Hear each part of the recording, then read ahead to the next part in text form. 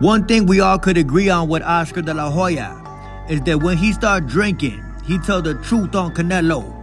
We all seen Canelo disrespecting Oscar De La Hoya last week, talking about Oscar De La Hoya steals from his fighters. Canelo ain't got no proof of this, but it sounds good on social media.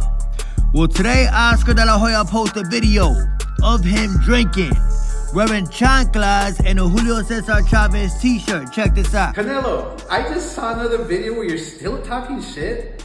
Oh, he stole from me. I know for a fact that people are stealing from you.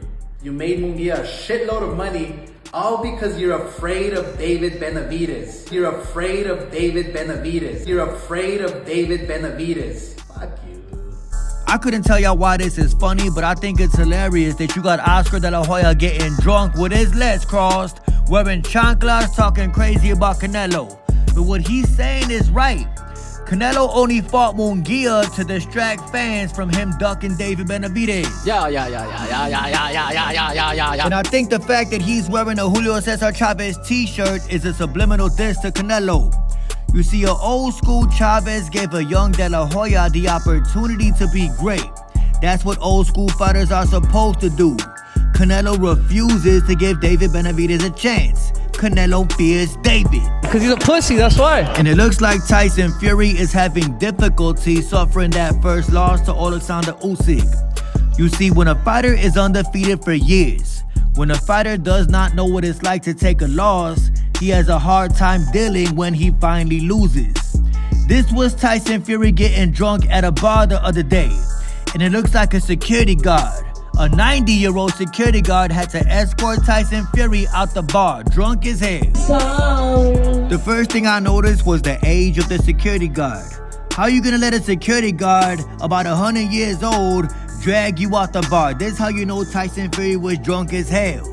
But when the man got outside, he couldn't even stand. Everybody take a look at Tyson Fury doing the Devin Haney challenge on the sidewalk. Oh, look at this guy. First, it was Devin Haney doing the arch your back challenge.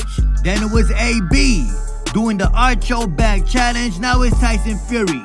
I wonder who gonna be next doing the arch your back challenge. Mark my words, it'll be Frank Martin on Saturday. But that's besides the point. I think somebody close to Tyson Fury, somebody who loves Tyson Fury, should keep the man away from alcohol. I low-key feel bad for the man.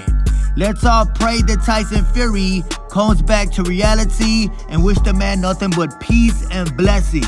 I don't speak English. I don't speak English. I don't speak English. And it looks like Jaron Boots Ennis will be fighting Terrence Crawford's leftovers, David Benavidez, on July 13th in Philadelphia, Pennsylvania.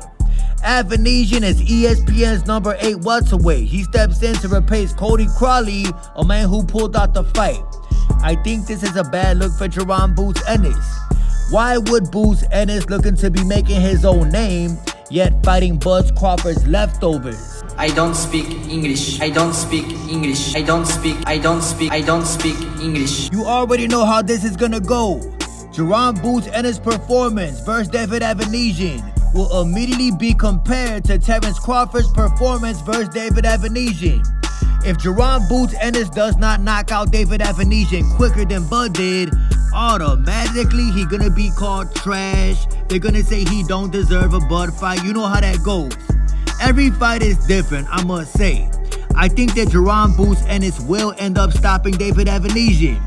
Will it be quicker than Bud got him up out of there? I really couldn't tell you, but at the end of the day, we definitely gotta see Bud Crawford versus Jaron Boots Ennis. Reporting. As a boxing fan, I speak for all boxing fans when I say, these are the fights we gotta see in the sport. The old lion versus the young up-and-comer. Bud Crawford should give Jaron Boots an opportunity just like Canelo should give David an opportunity. These are things that happen in boxing.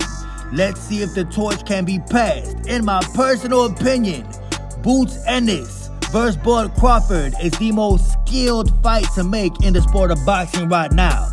Let's see what happens on that. You remember the night you fought Tank? Switching topics, you know that it's fight week. Shout out to this man right here, Mr. Boxing Eagle on Twitter. The man tweeted out, I noticed Teofimo Lopez and others always try to do interviews before Gervonta Davis fights. by trying to give Tank Davis opponents help and the blueprint to how to beat the man. Offering tips for free, we already know what time it is. Y'all some hoes. Like the great Floyd Mayweather once said, how you gonna give somebody the blueprint on how to beat me when you can't even beat me?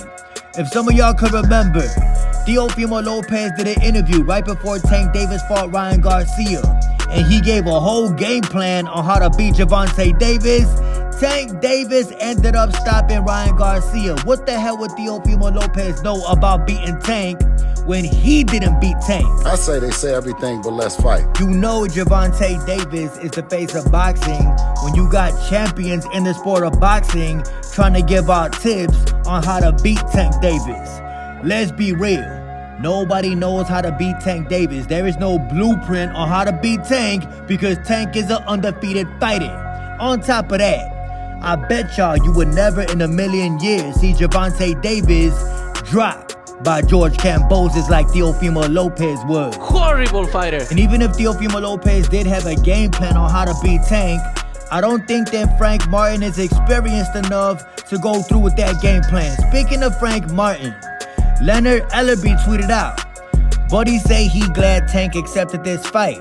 Oh my God, will someone let him know that Tank chose him, not the other way around. 3 more days in the wake up. Very good fighter, but it's levels to this." I'ma break your jaw, I promise you. Maybe Frank Martin feels like he's some type of somebody because he got a big check coming on Saturday night.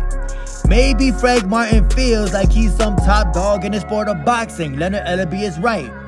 Gervonta Davis is the face of boxing, therefore he makes the choices. Gervonta Davis picked Frank Martin, not the other way around. Tank Davis is the A side. But you need to concentrate.